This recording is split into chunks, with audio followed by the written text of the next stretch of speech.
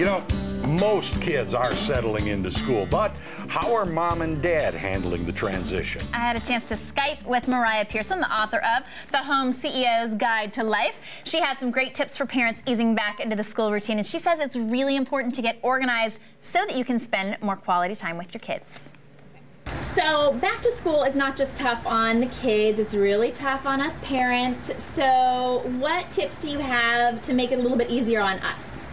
Well, it's very important that we fine-tune our routines as well. The first thing that I would recommend to everybody who's a parent is to create a weekly family plan. This is basically a meal plan. Also, it tells you what your main activities are during that week, but your days are going to go so much smoother if you have that plan. I have more information, all the details on exactly how to fill out that plan, forms on my website, healthyhomeceo.com for that. Second, it's very important, if we haven't already, to take that district school calendar, put every single solitary date that is on that calendar in your calendar, preferably in your electronic calendar so you have alerts, and do the same thing with the sports activities too, so you know every single parent-teacher conference, every single time that the midterm grades are coming out, the final grades, etc. And that's a really good idea too, because one of the things that we get so overwhelmed with, this is one of the things I'm dreading with school, is all the paper, and there are always reminders of when something's coming up, and so if you put it right on your calendar, then you can throw the paper away.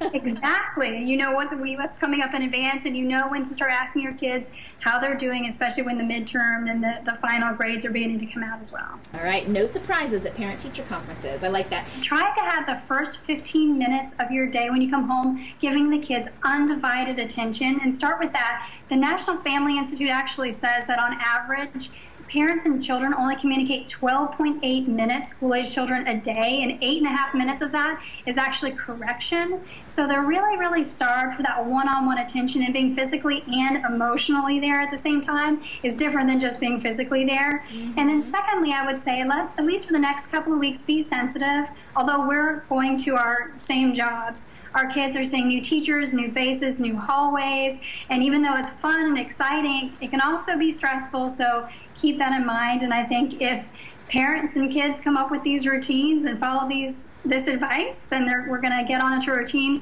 within the next couple of weeks, and life is going to be great. On to a good school year. I think you're right, and you know, I totally agree with you about the time spent.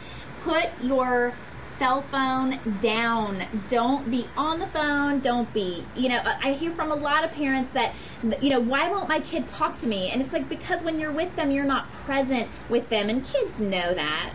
Right, and it's actually called a gem, a genuine encounter moment, to have these totally focused times with your kids. So see it as a precious thing and not as a burden. I love it. Gems. Get more gems, more good time with your kids. Maraya, how can people get their own copy of your book? Well, go to Amazon.com, BarnesandNobles.com, or my website, which is healthyhomeceo.com, and they can get a copy of the book, and also lots of forums, tips, and downloads that they can get for free. I love it. And we're also offering a free book, The Home CEO's Guide to Life, to one lucky viewer today. All right, and here's the book we're talking about, The Home CEO's Guide to Life. If you want to win a copy of this book, we will collect your entries today and choose a winner at the end of the show. Just send us your name, phone number, and full address in an email to, again, that new email address, ozarkslive@KOLR10.com. Remember, our new email. We're going to collect those names and have one of these books sent directly to your house. Cool. Mm-hmm. We know the drought has been tough on farmers this summer. How will it affect the fall? Today, of course, it's really not that hot today, but the leaves now are drooping some just due to the stress. It's not only impacted crops, it's going to impact corn mazes and pumpkin patches. See how coming up.